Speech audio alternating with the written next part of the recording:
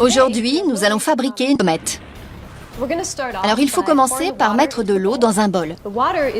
On utilise de l'eau parce que les comètes sont principalement constituées d'eau glacée. Donc on commence par ça. Ensuite, on va ajouter quelques cuillères à café de terre parce que les comètes en contiennent énormément. Notre terre se compose de différents types de minéraux qui contiennent tous des éléments lourds comme du fer. Ensuite, on va mettre un peu de sirop de maïs. Ici, notre sirop est constitué de carbone, d'hydrogène et d'oxygène qu'on trouve à l'intérieur des comètes. Après, on va mettre un peu de lave-vitre.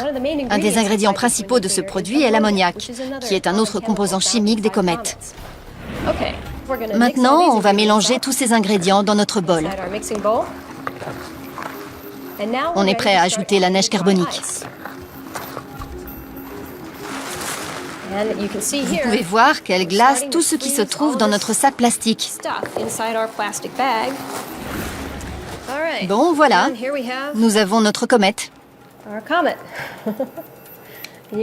On voit que c'est une vraie comète, pas particulièrement ronde.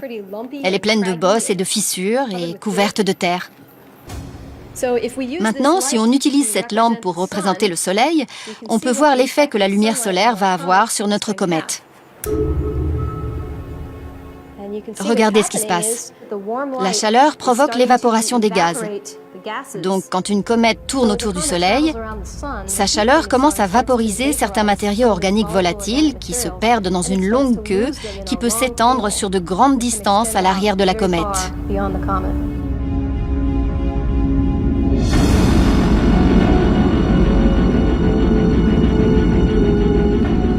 En 1986, la sonde spatiale Giotto a été la première à voler à proximité d'une comète.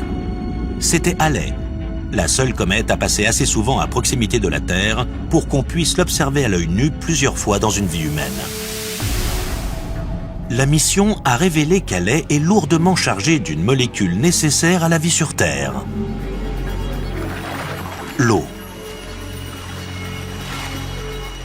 À partir de cette incroyable découverte, les astronomes ont commencé à émettre des hypothèses sur les indices que ces corps glacés et ces astéroïdes peuvent détenir sur les origines de l'eau, voire même de la vie sur Terre.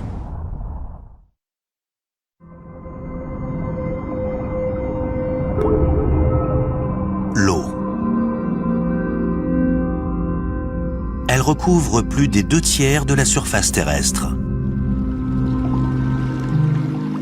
Elle nourrit les plantes et les animaux, y compris l'homme.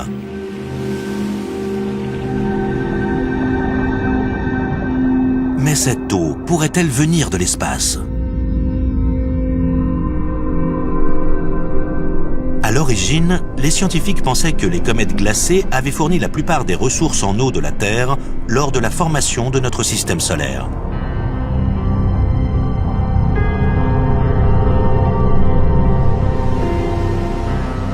De nouvelles recherches ont révélé que les comètes pourraient ne pas avoir été la première source d'eau de notre planète.